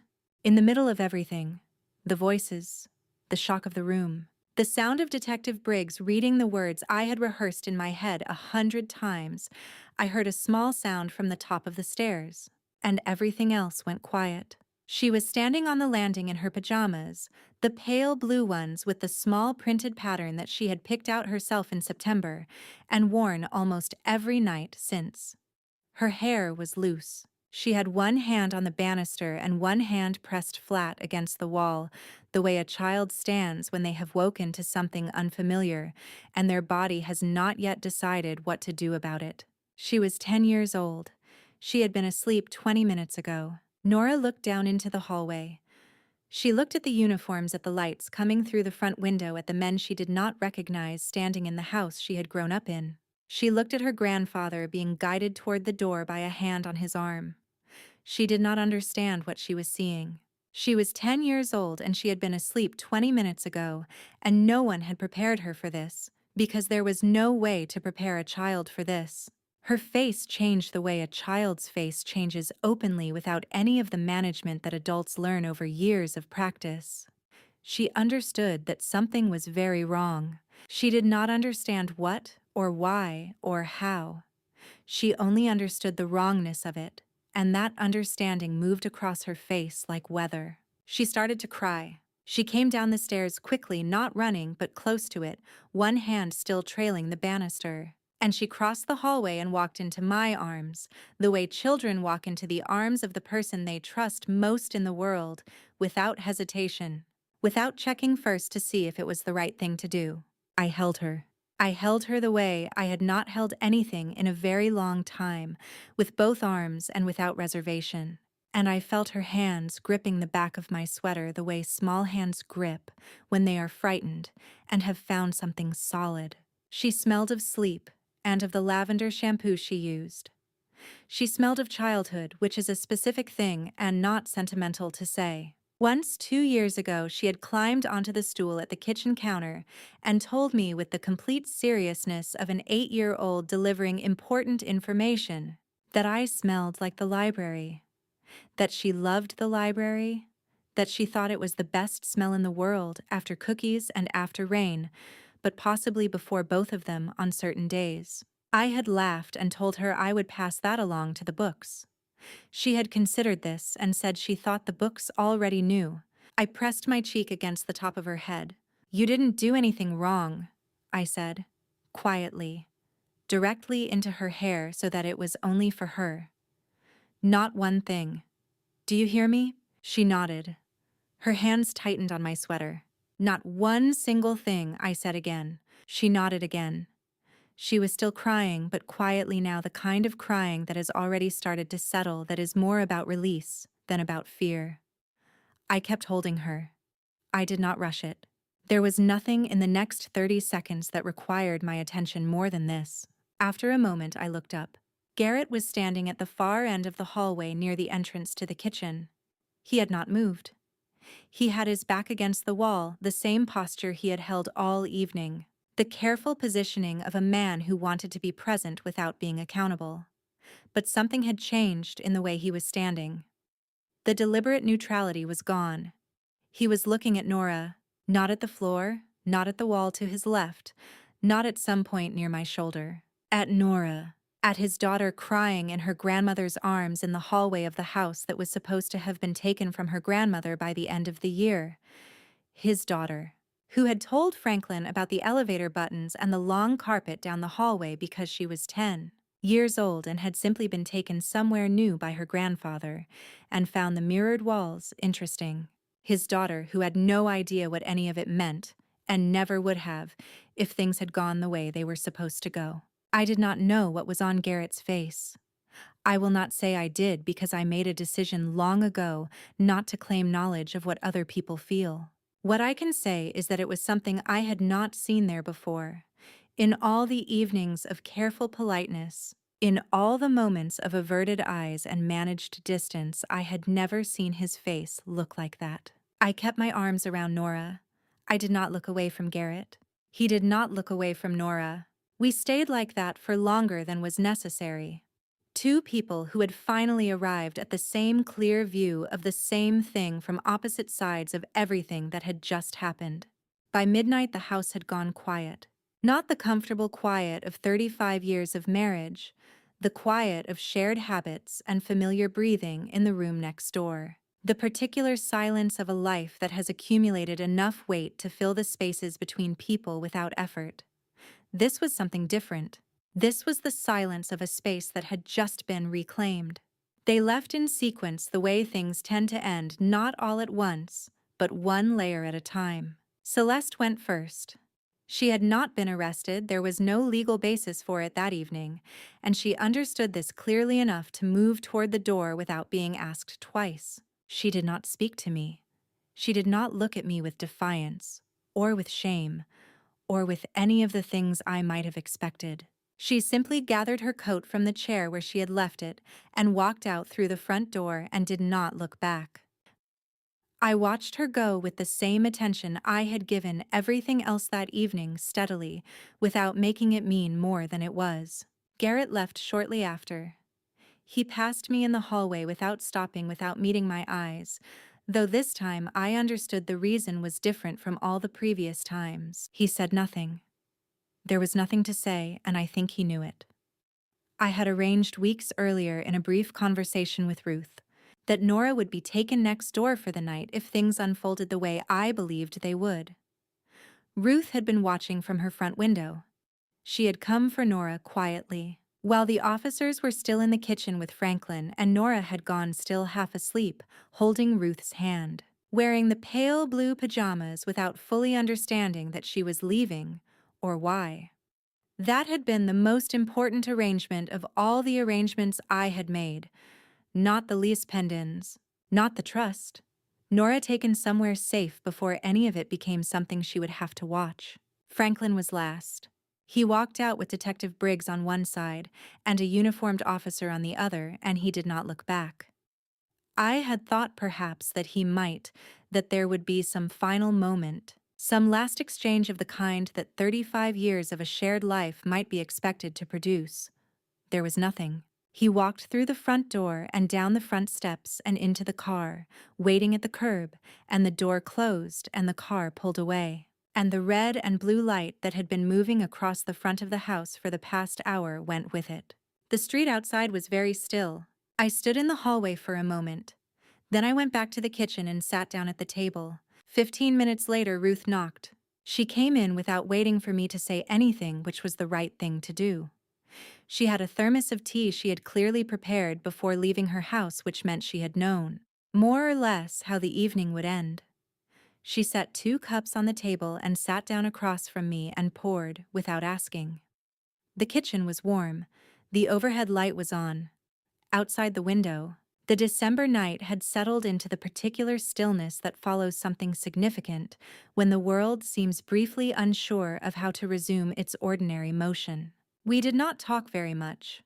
Ruth was good at that, at being present without filling the silence, at understanding that some evenings do not require narration. We sat with our tea, and she asked once, quietly, whether I was all right, and I said I thought so, and she nodded, and did not ask again. After a while, I stood up. I went through the house room by room, the way you check a house at the end of the evening, not because you expect to find something, but because the act of moving through each space is itself a kind of closing. The living room first. The long sofa, the bookshelves Franklin had built in the second year we lived here. The lamp in the corner with the slightly crooked shade that I had been meaning to fix for 3 years and somehow never had. Everything in its place. Everything exactly as it had been for years. But the room felt different. Franklin had said it once, early in our marriage, standing in this same room with his hands in his pockets looking at what we had made of the space. "This house is the best thing we ever built together, Joe." I had understood it at the time as a statement about the life we were making. I understood it differently now. It had been a statement about ownership, about what he considered his. He had been keeping a ledger all along, and the house, the furniture, the life inside these rooms had been entries in it. I walked through the study. His desk was still there. The surface clean in the way. It was always clean. Franklin was meticulous about surfaces. I stood in the doorway for a moment and then moved on. The library last. The room he had always called his own. The one I knocked before entering for 35 years. The one where I had stopped in a December afternoon 1 year ago, one hand against the wall of the narrow hallway, and heard a voice I recognized, speaking in a register I had never heard directed at me. The door was open. I walked in without knocking. The books were the same. The reading chair was the same. The window overlooked the back garden, which was dark and winter bare, the trees stripped to their shapes. I stood in the middle of the room and looked at the shelves and the chair and the window, and I felt something I had not expected. Not triumph, not grief, not the complicated satisfaction of a plan completed. Something quieter than all of those. I walked back to the kitchen. Ruth was still at the table. She looked up when I came in. "All right," she asked. "Yes," I said, and I meant it. She asked if she should stay the night. I told her no. I thanked her for the tea, for the months, for all of it. Though I did not say all of that out loud, because Ruth was the kind of person who understood what you meant when you said the shorter version. She put on her coat. I walked her to the front door. When the latch clicked behind her, I stood alone in the hallway of my house, and felt something I had not felt in a very long time. Not quite happiness. Something quieter than that. Something that felt like the beginning of it. He came back on a Tuesday. No phone call ahead. No flowers. No carefully prepared speech. Just my son standing on the front porch of the house he had helped someone try to take from me, with empty hands and everything showing on his face. I had been in the kitchen with my coffee when the bell rang. I set the cup down and walked to the front door, and when I opened it, I stood for a moment simply looking at him, the way you look at something you have been expecting and still are not entirely ready for. He was wearing a coat. I recognized the dark one he had bought 3 winters ago, the one with the collar he always turned up against the wind. He looked like he had not slept well. He looked, I thought, like someone who had been alone with himself for 7 days and found the company difficult. He did not look like a man who had come to ask for something. There was a memory that came to me then, uninvited and precise the way memories tend to be in moments like that one. Garrett at 7 years old, standing in the doorway of this same kitchen with something broken in his hands, a ceramic mug, I think, or possibly one of the small figurines from the shelf in the hallway. I cannot remember which, and his face carrying that particular combination of fear and remorse that children have not yet learned to disguise as anything else. He had come to me then because there was nowhere else to go when something was broken, and you needed someone to know about it. He was standing at my door in the same way now. 41 years old and standing at my door in exactly the same way. "I'm sorry," he said. His voice was quiet and direct without the careful management I had heard in it for the past year. "I don't expect you to forgive me. I just needed to say it." I looked at him for a moment. Then I stepped back from the door. He came in. He took off his coat and set it on the chair in the hallway, the same chair where Celeste had left hers 8 days ago. I noticed that he chose the other side of it.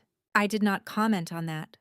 I led him through to the kitchen and put the kettle on, and we sat down at the table, and for a little while neither of us said anything. When the coffee was ready, I set a cup in front of him. He wrapped his hands around it the way people do when they need something solid to hold. "When did you find out about Celeste?" I asked. He looked at the table. He took a slow breath, the kind that precedes something a person has been deciding how to say. "About 4 months in," he said.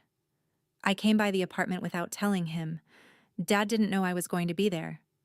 He stopped. They were together. It was obvious what it was. I waited. "And you stayed," I said. He did not argue with it. He did not reach for a qualification or a gentler framing. He just sat with the words for a moment the way they deserved to be sat with. "I told myself you'd be fine," he said. "That it was just money, and that you'd be all right wherever things ended up. That you were strong enough to—" He stopped himself. "I know how that sounds." "How much was it?" I asked. "The debt." "380,000, he said. "I'd been carrying it for 2 years. I was drowning." He looked up briefly, then back down. "I'm not telling you that as an excuse. I know it's not one. I'm telling you because you asked, and I'm not going to lie to you anymore." I thought about that number. I thought about what it feels like to carry something for 2 years and not see a way out. I had spent 35 years understanding the things that drive people toward choices they know to be wrong. I had never imagined I would be sitting across from that understanding in my own kitchen. "Did you know where they intended to put me?" I asked. My voice came out quieter than I expected. "Did you know where they intended to put me?" Garrett's jaw tightened. "Not specifically. I knew about the proxy. I knew about the—" He stopped again. "I knew enough. That's the truth of it. I knew enough that not knowing the rest was a choice." The kitchen was quiet. Outside, the December light was doing what December light does in Connecticut, thin and pale and honest about how little warmth it has to offer. "Now I have to learn how to look at Nora," he said. He was looking at his hands. "She asked me last week why the police were at the house. I didn't know what to tell her." He paused. "She asked if Grandpa was coming back." I thought about Nora at the top of the stairs in her pale blue pajamas. I thought about the way she had walked into my arms without checking first whether it was the right thing to do. "What did you tell her?" I said. "I told her I didn't know yet," he said. "I told her the truth."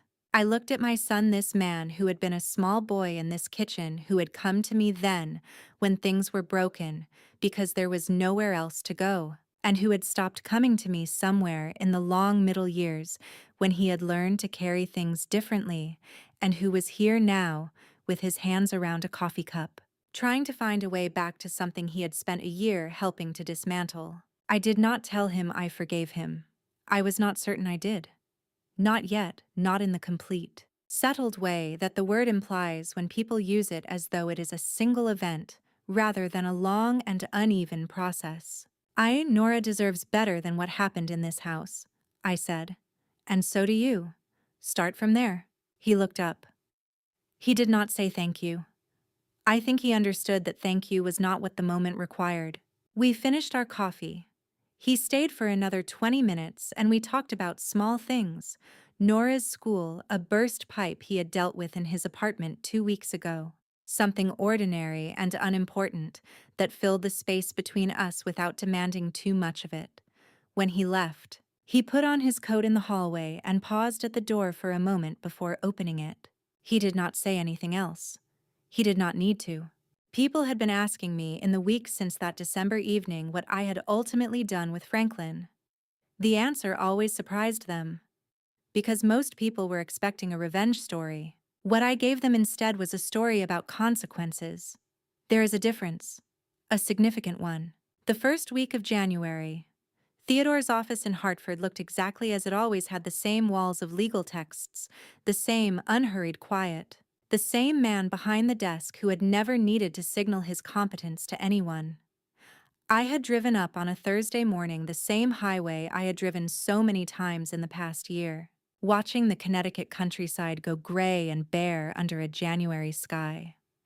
The new year had arrived with the particular indifference that New Year's tend to have. The calendar changes, and the world continues to ask the same things of you it always has.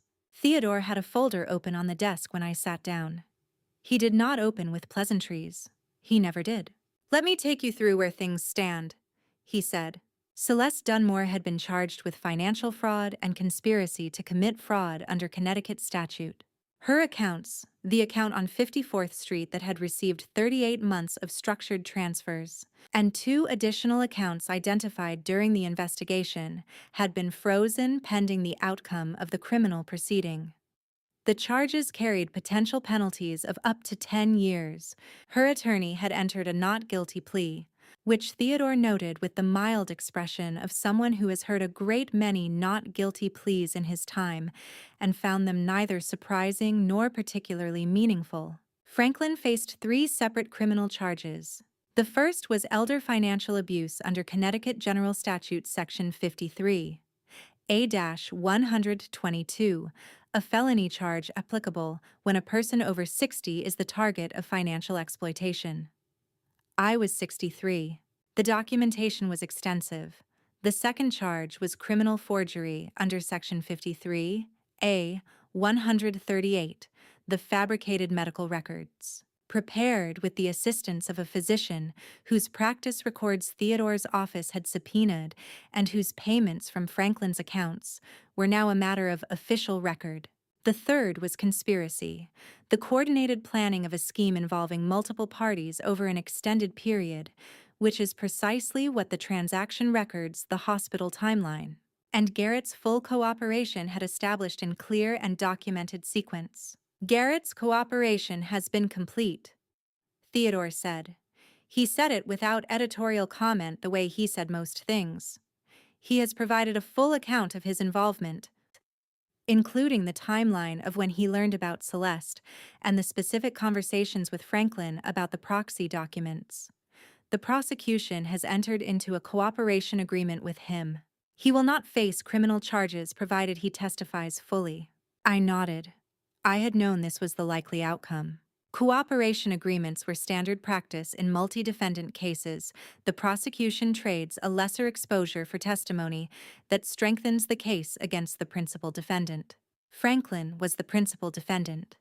Garrett was the cooperating witness who had made the difference. Theodore continued. The IRS had formally confirmed the tax liability established through the whistleblower report I had filed in September. $340,000 in undeclared income across 6 years, plus penalties and interest that had already begun to compound. The agency had placed a federal tax lien against Franklin's remaining assets. Combined with the lis pendens already on record, Franklin had effectively no free assets. Everything was encumbered. Everything was accounted for. "The deed transfers from the hospital," I said. "Void," Theodore said. Simply without ceremony, the way the word deserved to be said.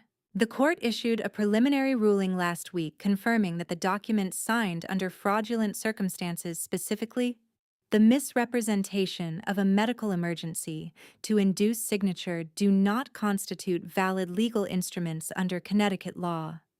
The transfers were never recorded with the town clerk's office, which means they were never legally completed. He looked at me steadily. The Greenwich property is yours, Joe. The preliminary ruling will be formalized over the coming months. But the legal position is established. The house is yours. The house is yours. I sat with those 3 words for a moment. Not because they surprised me, I had understood since December of the previous year where this was going, but because there is a difference between understanding a thing intellectually and hearing it said plainly by a careful man in a quiet room. And the trust I asked. Untouched, he said. Irrevocable trusts are precisely what the name suggests. The Josephine Crawford Trust has never been part of the marital estate in any proceeding. It is yours entirely, as it has always been. Theodore closed the folder and set it to one side. He looked at me the way he had looked at me across this desk for 32 years without pretense, without unnecessary softness. He called the house his best investment once, didn't he? Theodore said. It was not quite a question. Theodore had heard enough of the story over the past year to know the shape of it. I looked past him through the window. Hartford in January, gray sky bare trees, the particular honesty of a city that has never tried to be more than what it is. A new year with no promises in it yet. He was right about that, I said. Just not in the way he understood it. I walked out of Theodore's office into the January cold and thought about something I had taught students for years. That the law is not about winning. It is about restoring what has been taken. Franklin had taken a great deal. My signature, my safety. The years in which I had extended him in good faith the full trust of a life shared. In the end, he had not taken my name, or my house, or my own understanding of who I was. Those I had kept, and they turned out to be worth considerably more than $890,000.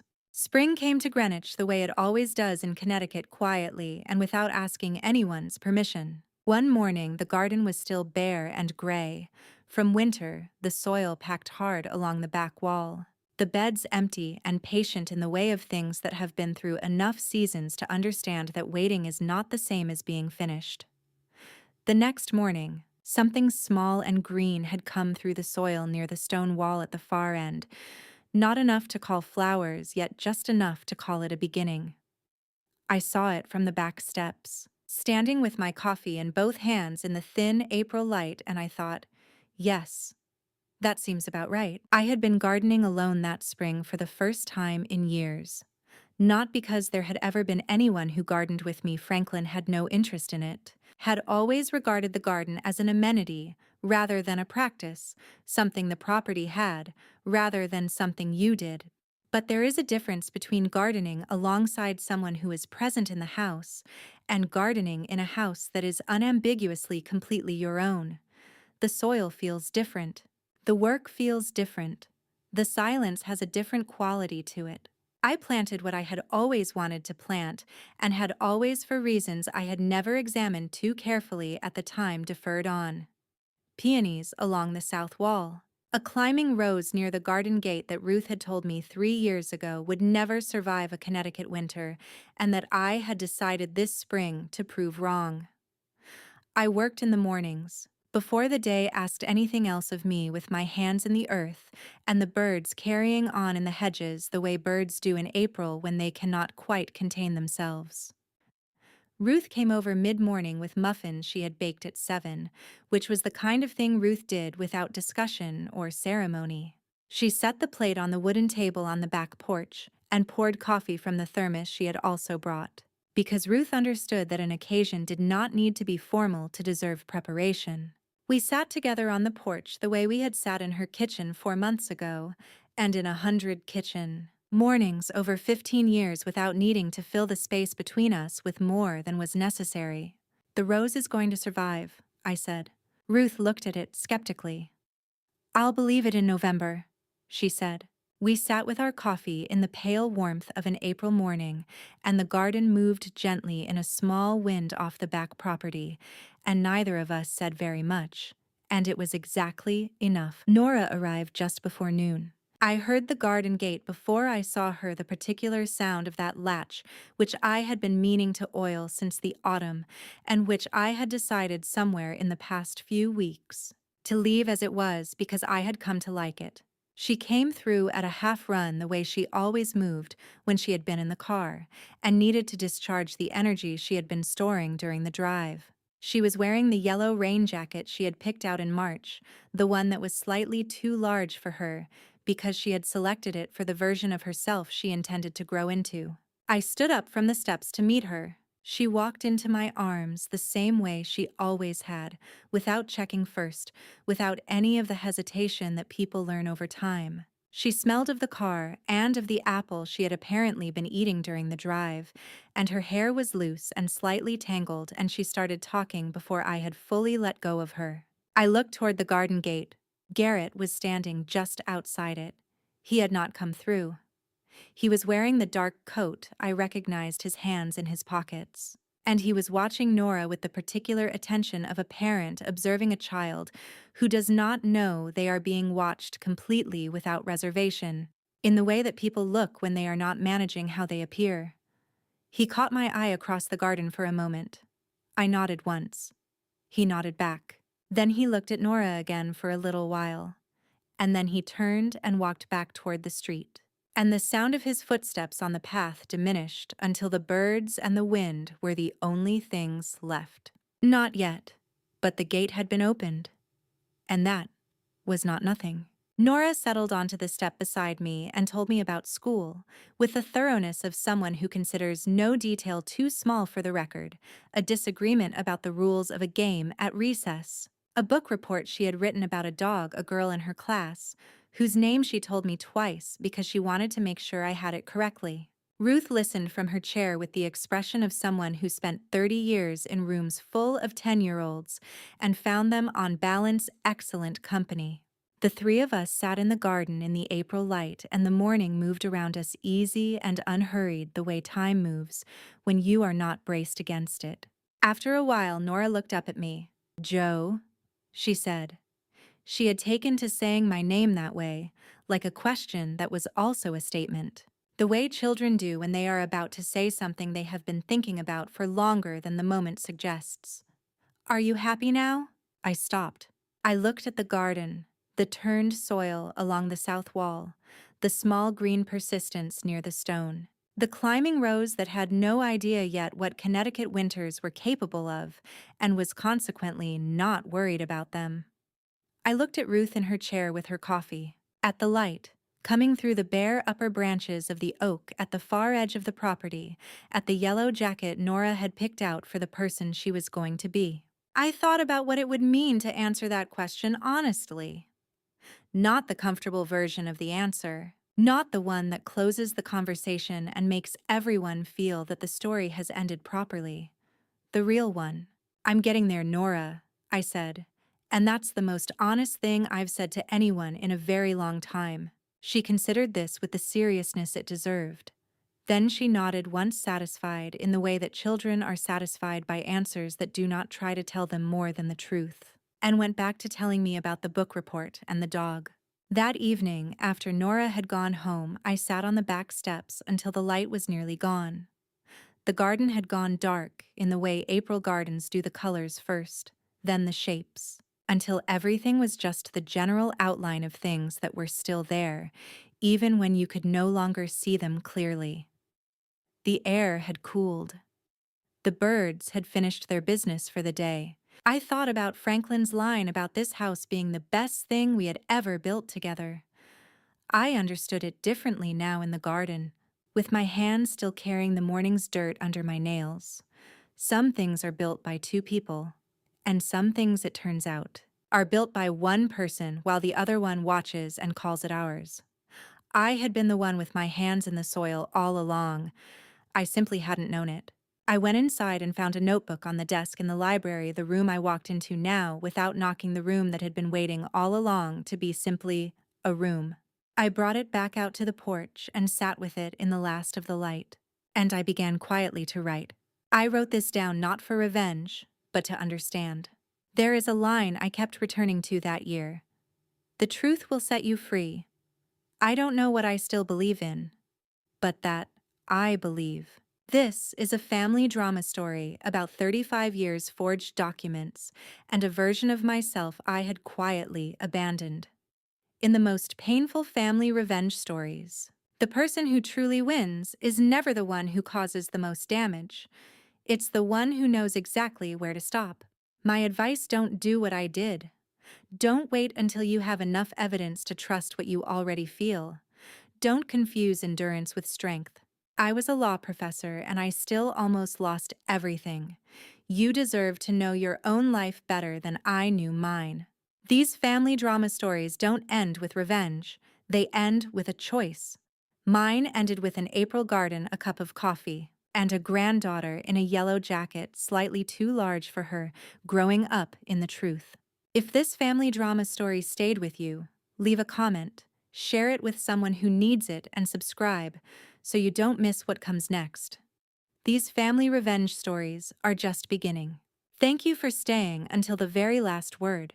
That means more than you know. Note: the stories on this channel are fictional, created for educational and entertainment purposes. If this content isn't for you, that's completely okay. Choose what's right for you. Alright, that's everything for today. Thanks for watching. I will see you in the next time.